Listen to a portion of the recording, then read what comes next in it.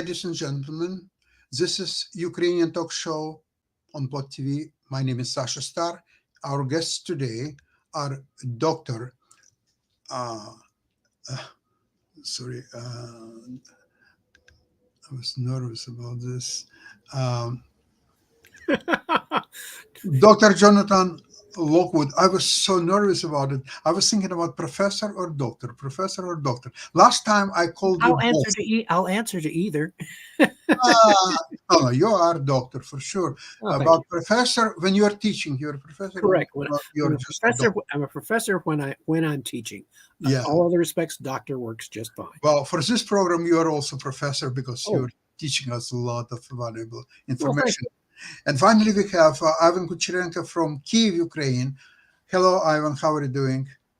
Hello, Sasha. Hi, Jonathan. Glad to be here Hello. with you again.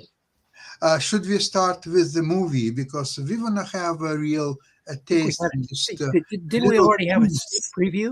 of what's really happening. There's a lot of people talking about it's about time to have a peace, and especially on Putin's conditions or so on. No, But let's see. Let's watch. His peace plan amounts to surrender or die. That's it. Yeah, That's his peace exactly. Yeah, let's watch a movie. Okay. End of May. The USA allows Ukraine to strike Russian territory with the weapons they provided. So what has changed on the front since this permission? Why haven't the Allies taken another important step yet? And what do Ukrainian military say about the new conditions? On May 29th, the Washington Post published a call from Achilles, commander of Ukrainian 92nd Brigade's Drone Battalion. My people are told to defend Ukraine, Europe and the West with one hand tied behind their back. If we were given the green light, we could easily destroy enemy electronic warfare systems, command centers and missile launch platforms. We know where they all are. We could stop the invaders. We will return to Achilles later, but for now... After 27 months of prohibition, the Allies finally allowed strikes on enemy territory, and the Ukrainians did strike. For example, in the Belgorod region, the S-400 air defense system burned spectacularly after the HIMARS strike. And Sky News reported on the first strike on Russian territory by a Ukrainian plane. An enemy command center was hit. Analysts of Defense Express determined that these were American GMLRS missiles launched from HIMARS. These missiles carry tungsten fragments that disperse over a large area upon impact. The strike neutralized not only several S-400 launchers, but also radar equipment. Now Ukrainians plan to systematically drive Russian forces out from the border area. For this purpose, they will use European and American artillery systems and launchers, as well as air-to-ground missiles. For example, the American M777 howitzer has a range of 24 kilometers, or up to 40 kilometers with smart Excalibur munitions.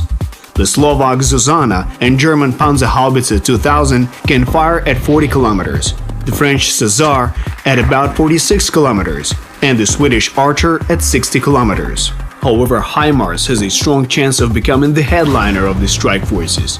With its GMLRS missiles, it can strike targets at a range of 80 kilometers.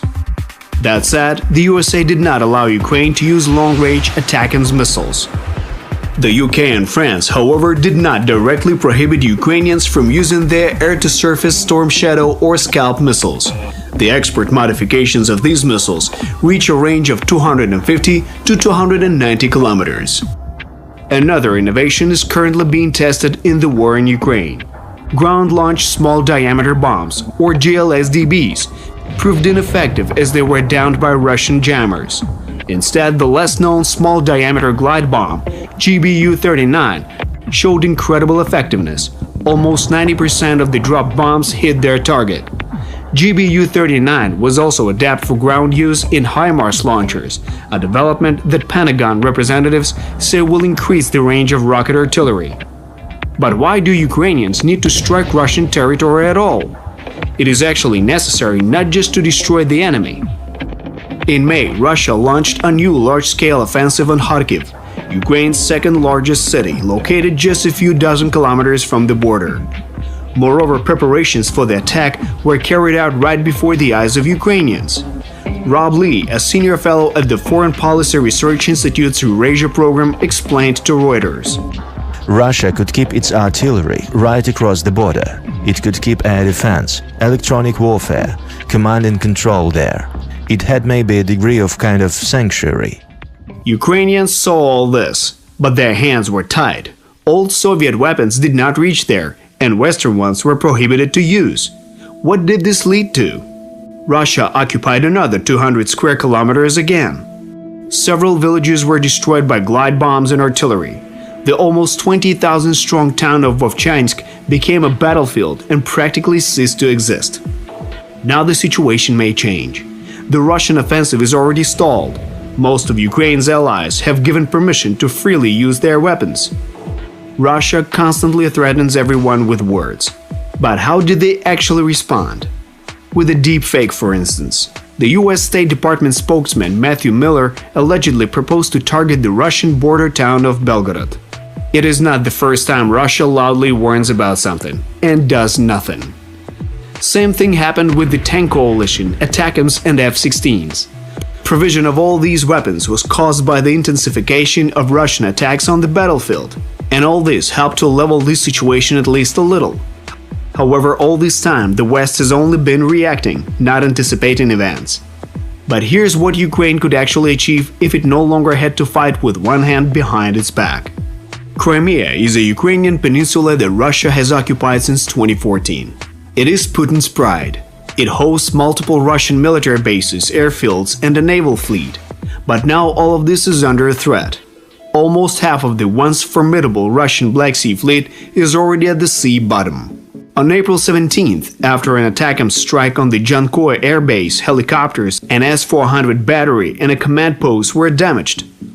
On May 15th and 16th, after similar strikes, the Belbek Air Base was on fire, where 4 planes were destroyed, as well as the so-called Russian Patriot, the S-400 air defense system. Military targets in Crimea are attacked by Ukraine with a deadly combination of its own naval and air drones, as well as long-range missiles. However, the USA did not allow firing ATACMS in the north of Ukraine. What does the White House have to say about it? The USA has not ruled out the possibility of expanding its permissions in the future. However, this might again be done in response to another Russian escalation. Meanwhile, thanks to the new permission, Ukrainians are making another move in response. Do you remember the heartfelt cry of the Ukrainian officer Achilles?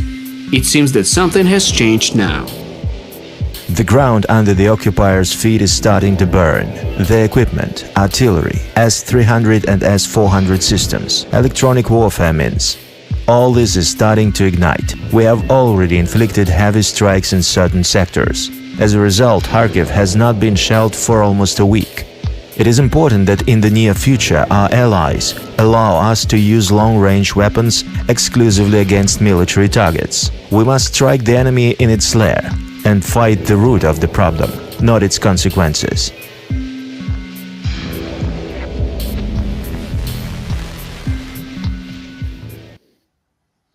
Thank you. It's a very powerful presentation.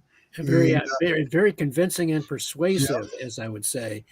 And I believe that this illustrates the potential both of the Ukrainian military forces for retaking Crimea and its probable effects on Russia, but it could also shows how easily then the Ukrainians would be able to pivot from retaking the Crimea to a renewed. They could be able to concentrate their counteroffensive efforts against northern and eastern Ukraine, and therefore, probably succeed in driving the Russians out of Ukraine, presenting a fait accompli, even possibly before the November election, rendering, at least in that sense, rendering the November election irrelevant to the outcome of the war, because the Ukrainians will have achieved on their own a victory against Russian operational forces and forcing the Russians to accept an armistice. They will have no I choice. think what's interesting is that this ATACMS missiles will help by hitting C-300 and C-400. They will help to establish which one burns faster, 300 or 400. You know, it's like an old musical joke. What's the difference between viola and violin? Violin burns faster than viola. That's about it. Okay. In this situation, the funniest thing is that Russia positioned their S-400 system as a Russian Patriot, and that it was capable of shooting down the ballistic missiles. So in the imagination of Russians, they will not be able to be destroyed by ATACMS because they must shoot down those missiles. But actually, they're shooting them down by themselves. They're being destroyed. An interesting question to ask is, and just how many Patriot systems have the Russians been able to destroy? Like maybe 0? I heard about one not destroyed but damaged when Ukraine put the Patriot system to the eastern part, the Donetsk region, in order to be able to fight against the Russian planes bombarding the Ukrainian positions, and that time they managed to damage one. In fact, you can name only one Patriot system that's been damaged, not destroyed. Just tells you just how effective the Patriot system is in ballistic missile defense and air defense. And keep in mind that originally the Patriot system was designed to be the ultimate aircraft killer. I mean, its ballistic missile defense capability was practically an afterthought in the original design. It was designed merely to defend itself against attack by opposing missile systems, just a sheer self-defense capability.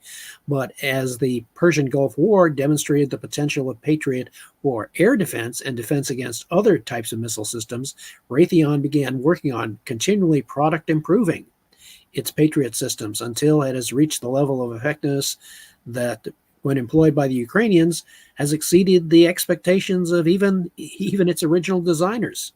So it's quite impressive, and shows the potential for eventually creating, in a future administration, what I call the worldwide strategic defense matrix, WISDOM. Make it part of an upgraded Space Force system to eventually neutralize all nuclear weapon systems. Yes, and now Russians are complaining that Ukrainians hit peaceful vacationers in Crimea, and there's a lot of people being wounded and killed and so on. And apparently the other side of the story is that it's a Russian missiles that was trying to neutralize Ukrainian missiles. That actually one who hit the vacationers and killed a lot of them. And what you heard about it, Ivan? I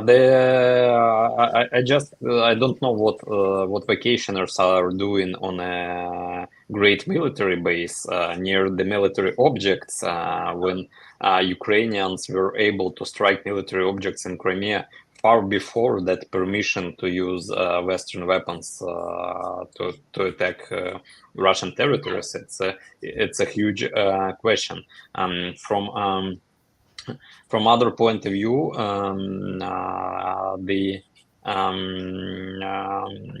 the well-known terrorist tactics is to hide beneath the hostages, and I think that Russia is using the civilian population, and they are driving more and more vacationers to Crimea in order to use them as hostages and to provoke such situations. Have they learned that strategy in Gaza?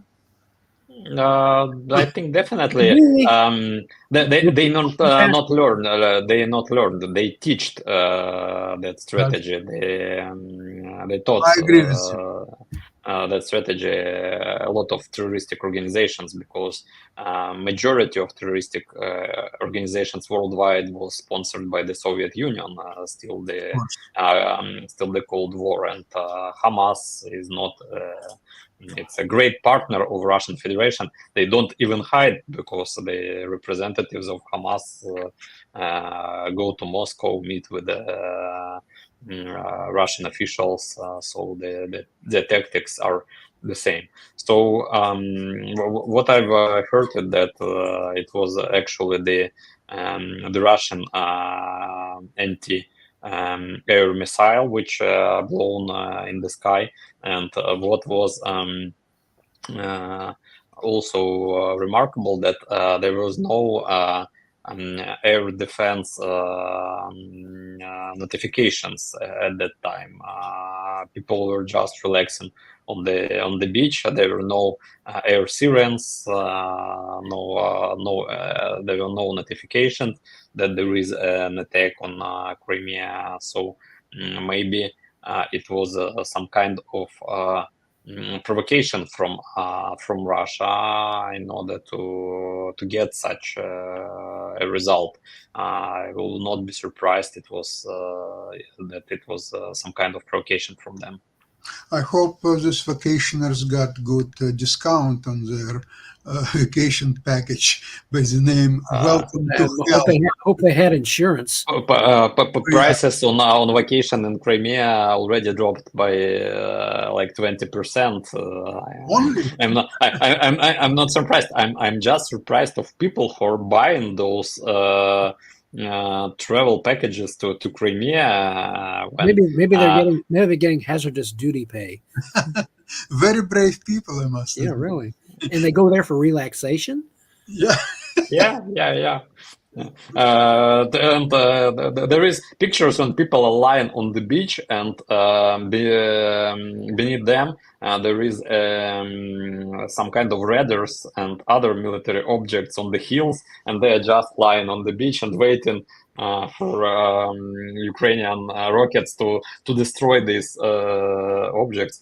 Last year, you probably remember the explosions in Yevpatoria on the airfield, and it was the same situation that people are lying on the beach, and on the opposite side there is a military airfield which was stricken by the Ukrainian missiles at that time, and people are just screaming and getting from the beach when they see explosions. But it was or last year or even 2 years ago those strikes were on Crimea, and since that, why they're still going there on vacations? They're crazy people. It tells you what the other vacation spots in Russia must be like.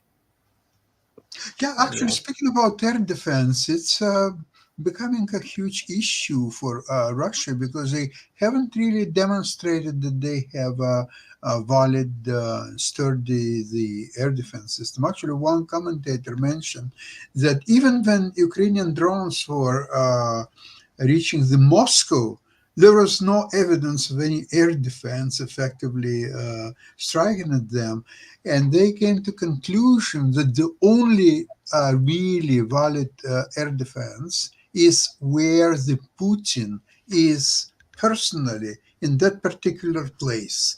And over there, it's a valid and very good air defense system. So by probing Russian air defense systems, you can figure out where Putin is at any particular time. Which could backfire if that's done at the wrong time.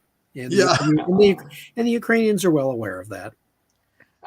There is an interesting point that one of the so-called Putin's goals when he attacked Ukraine was to prevent Ukraine from joining NATO. And as opposite, and in order not to have a border of NATO with another border of NATO with Russia, as an opposite result, he got Finland and Sweden to join NATO, and now the Finland border is a border of NATO close to St. Petersburg, the second capital of Russia, and the most one of the most important cities, the home city of Putin. And what is remarkable, I've read an article that according to this Putin had to put more more troops in that region on border with Finland, and they've even created a new army in order to empower that part of Russia and a border of Finland. But according to the investigation of one of the Finnish of one media from Finland, the majority of those troops they were transferred to Ukraine, and they're fighting in Ukraine. And they've put the air defense systems from those bases on the border of that region. They've put airplanes, they've put the weapons and troops and everything which from voice of their propaganda should strengthen the border of Russia with NATO. With Finland, they actually brought all that stuff to Ukraine, because they can't even have enough troops in Ukraine to achieve their goals of their so-called special military operations. So if someone still is afraid of Russia going to war with NATO, I'm not sure where they will get troops for war and where they will get weapons for war with NATO, because they already are in Ukraine, as well as they've transferred troops and weapons from the far east of Russia, from the border with China, with Japan, from their Pacific Ocean coast. They already transferred that troops to Ukraine. So. Oh, I agree. This is this is an old Soviet times joke that Soviet Union should start the war against the United States and immediately surrender. So United States will move in and will build up wonderful factory and new houses and everything. Yes, please do for us what you did for Germany and Japan. Yes, please do. We surrender. So maybe this is a new Russian strategy, is trying to sign this treaty with North Korea and organize and show how terrible they are, and they're going to destroy, and they have now missiles that they can fly to east coast of United States, because west coast they already can fly anytime. Then they will say, okay, do you want peace now or you don't? If you don't, we will go. This would all be hilarious if the results weren't so tragic. Yeah, that's true. Agree. Totally agree with you. This time is, especially remember that Putin is getting older and older. He's losing complete touch with reality. However, one comment I've heard that there is no guarantee that middle-level commanders will follow his orders to unleash the intercontinental missiles and all what's needed for all-out war, and that may not even happen. Never mind that the technical, the maintenance of this stockpile of missiles. Because we're pretty certain that the Russians do not devote nearly as much in the way of resources to maintenance and logistics, particularly of their nuclear weapons forces. And more than one analyst has commented that much of the Russian nuclear missile force might not even be usable. Yeah, that is a great uncertainty. In which case, Putin could be engaging in a 21st century version of Khrushchev's nuclear strategic bluffing during the late 1950s, when he claimed that he was producing ICBMs like sausages. And when we used our U-2 spy planes and overflights over Russia, we determined that by 1960 they had six intercontinental ballistic missiles. They were all based on the surface, not in silos. They could have been destroyed by a bomber force. And the more I think about it, it's I'm pretty sure that there are maintenance money are being allocated for this. But once allocation is done and it trickles down to next level and then another level, and then the actual commander who has to do something and pay money for the appropriate maintenance or so on, he started to think, wait a moment, and who's going to pay for maintenance of my dacha and my house, and my car is getting old, and I gotta get newer car. Okay, next time we will maintain this, but right now there is a peace, there is no need for it, but my dacha is obviously has to be properly maintained, and so on. I'm pretty sure that may have its place. What do you think, Ivan? Yeah,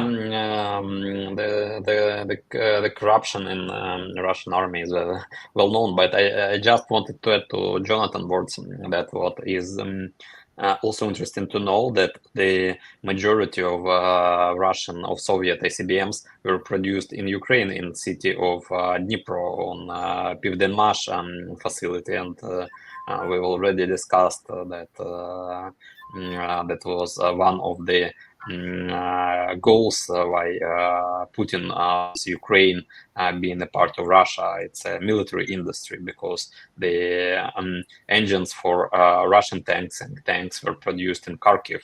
The ICBM engines were produced in Dnipro on Pivdenmash. The engines for Russian military helicopters were produced in Zaporizhia, Motor Sich facility. And during last show, we discussed the issue with Russian warships, and that warship which was on fire in the Baltic Sea, and which was on fire because Russians could do any maintenance on it because the engines on that warship they were produced in Mykolaiv in Ukraine. So their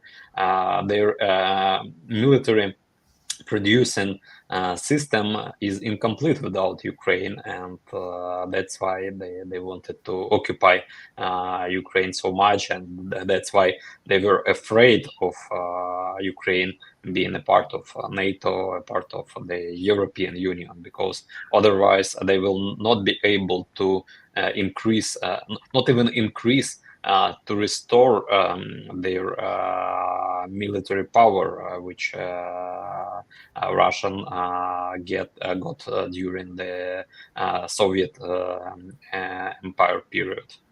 Speaking about the maintenance of this Russian military assets, I would like to turn your attention to overall very fatalistic approach of Russians to overall to life. For example, they're thinking, okay, if you maintain and you spend money and your time of some piece of machinery, okay, if it will be directly hit, no maintenance will help. It will be destroyed. Now, if there will be a peace or even a war and it will not be hit, so that's fine. So why would you worry about maintenance in first case and the second case scenario? Because if it's peace, it's not going to be used anyway. Well, the Russian approach to life can be summed up in that one of those old Russian sayings that life is hard, but fortunately short. Yeah, that's right. It's like a saying that it's better be healthy and wealthy than sick and poor. And that's probably very difficult to argue about. Yeah. Yeah, okay. Listen, I think we've covered a lot of ground today. The next month or month and a half, but I think it's a month, probably no longer than that, will be extremely interesting. And it seems to be the Crimea is getting more and more ready to fall to Ukraine. Yeah, I hope that we will at least get F-16s, because we were promised that we will get them in the beginning of the summer period. It is the beginning of the summer. Already first month of summer has passed almost. In the United States, summer starts on June 20th. So it's just a few days. Around the summer solstice, something like that, you know. Well, it's coming for sure. It is. And the thing is, the encouraging thing, Ivan, is that all of the indicators are moving in Ukraine's favor. It is moving in Ukraine's favor, and all the events that we have seen, and as the United States and its allies increasingly give Ukraine freedom of action to use the weapons that they are getting. It will approach what Clausewitz called a culminating point, where Ukraine chooses its moment to strike and launch that decisive offensive counterstroke, which will free Crimea from Russian control, isolate it, enable the Ukrainians to retake Crimea, cancel out the illegal 2014 annexation, and then in turn that will lead to the Ukrainians being able to concentrate their forces against the Russian invaders in the east and drive them out as they attain air superiority over the battlefield and continue to acquire new and better weapons. So all of this will be like a tidal wave. Yeah. And it will eventually sweep the Russians out of Ukraine, I predict. And so that you could well see by this September, essentially, at the minimum, the infliction of a decisive operational defeat on Russian forces in Crimea and setting the stage for an enforced ceasefire. And for compelling, because as Churchill has said and others have observed, the only thing the Russians respect is power. Nothing they have less respect for than weakness, particularly military weakness. And the Western allies are all collectively coming to realize this. The United States is in some respects, although reluctantly, they are also coming to realize this. And so in that sense, I suggest that ultimately the results of the upcoming November presidential election will be irrelevant, particularly if the Ukrainians successfully take their destiny into their own hands and defeat the Russians decisively militarily on the battlefield. Yes, Jonathan, I totally agree with you. And provided that F-16s will come to Ukraine really soon, the Ukraine will have all range of possibilities to inflict very, very great damage on Russians, starting with Crimea. Yeah, and you keep in mind there are a lot of individual moving parts in this conflict. Lots of little events taking place, but yet all of them seem to be moving in favor of Ukraine. And you have to, looking at this and stepping back, you have to sort of disagree with the majority of Western analysts who seem to think, oh, Ukraine is going to have to come to the bargaining table. No, they don't. Not with an opponent who does not want to come to the bargaining table at all. All they are seeking is surrender. Well, by watching this movie, what we just saw, it's very little would suggest bargaining table there. Yeah, what Putin has nothing to bargain with, and so he has already made he and his subordinate leadership have already made their intentions and their goals quite clear. So we have no choice but to compel their acquiescence by defeating them on the battlefield, and we see a very clear path. The Ukrainians know that path. The Ukrainians know how to achieve it. The Ukrainians have always since the beginning of this conflict, exceeded the expectations of outside observers, including those on our own side. Defying the expectations of so-called experts who at first thought Ukraine was going to fall within a few days. Well, that didn't work, and ever since then, Western analysts have been trying to catch up to reality.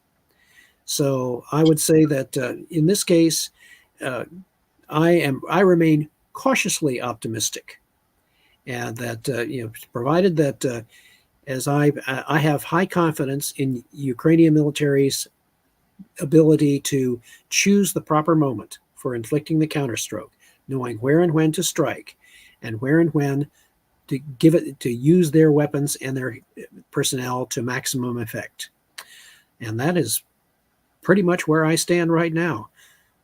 Great. We're looking forward to it. And I would like to thank you both for an excellent program today. And I hope to see you soon on Friday, same place, same time. Thank you very much. All the best to everybody. Slava Ukraini. Героям слава. Thank you. Bye. Bye-bye.